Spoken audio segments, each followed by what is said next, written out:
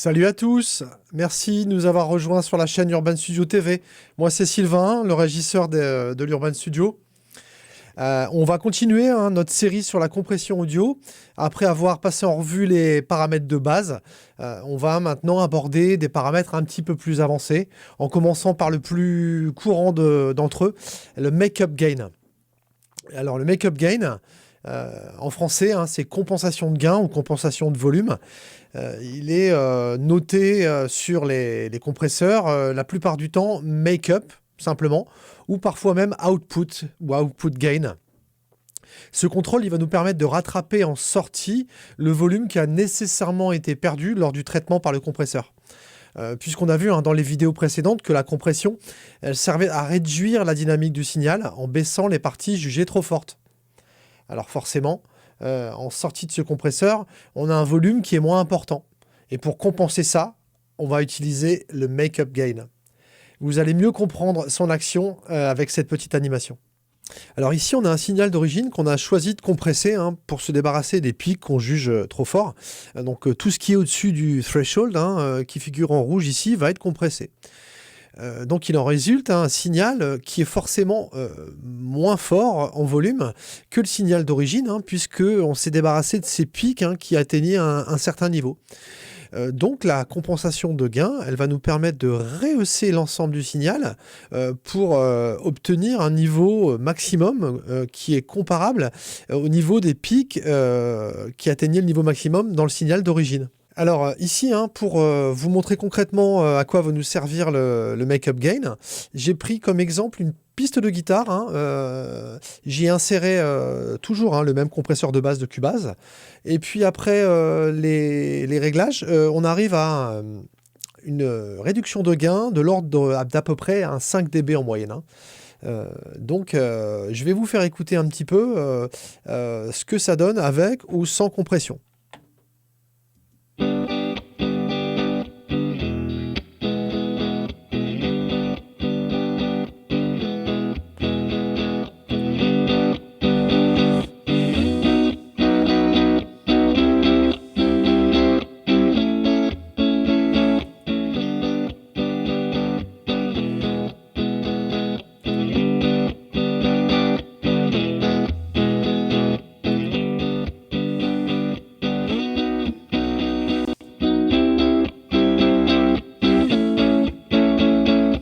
Alors, je pense que ça ne vous a pas échappé, c'est flagrant à l'écoute que lorsque le compresseur est actif, le son nous paraît à l'oreille beaucoup moins fort que le signal non compressé. Et c'est tout à fait normal, puisque comme le compresseur vient baisser jusqu'à 5 dB notre piste de guitare, forcément, elle nous paraît 5 dB moins forte.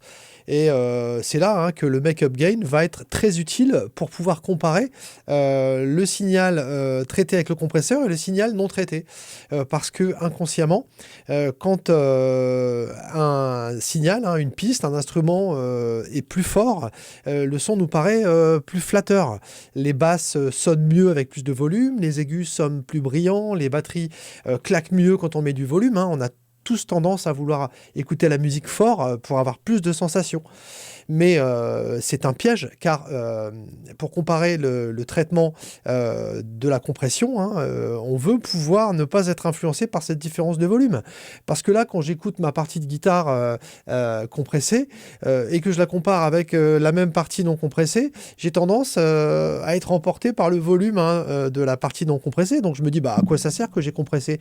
Or, si j'ai compressé cette guitare, c'est dans un but précis de pouvoir l'intégrer dans un mixage ou de corriger certains écarts de dynamique.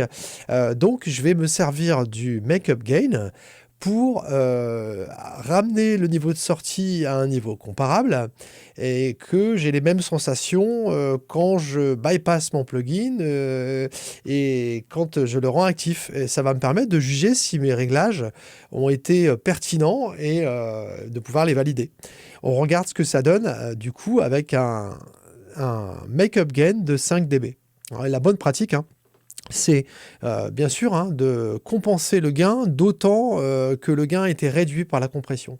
Ça sert à rien de vouloir aller plus fort, puisqu'on va se retrouver avec le problème inverse, hein, c'est-à-dire que le signal compressé va être plus fort que le signal d'origine. Donc même si on a fait des réglages pas pertinents, voire destructifs pour notre piste, on va être influencé par un volume plus fort, donc on va se dire ça sonne mieux, le compresseur il a réglé pas mal de problèmes, ma piste sonne mieux avec, alors que à volume égal, c'est pas forcément évident. Donc voilà, donc là j'ai réglé le make-up gain à 5 dB et on écoute ce que ça donne avec et sans la compression.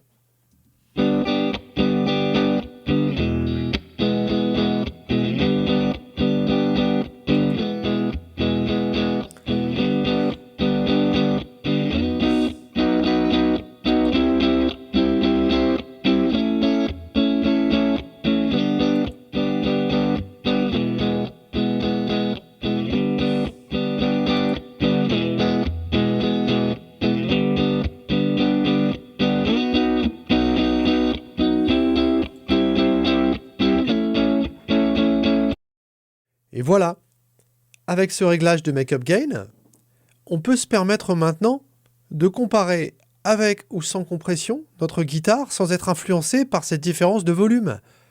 Là, on se rend compte en fait hein, que la guitare compressée n'est pas plus forte, mais elle est plus présente, plus cohérente, parce que sa dynamique a été maîtrisée et que son volume global, du coup, a été remonté de 5 dB. Donc, on va pouvoir la placer dans le mixage beaucoup plus facilement. En tout cas, c'est le choix que moi j'ai fait, de pouvoir lui donner un niveau plus constant. Elle sera plus présente avec les autres instruments dans un mixage un peu complexe. Voilà, je vous ai expliqué ce que c'était que le make-up gain. J'espère que cette vidéo vous a plu. On se retrouve bientôt pour d'autres paramètres de compression, notamment le nid hein, et la compression parallèle. À très bientôt, au revoir.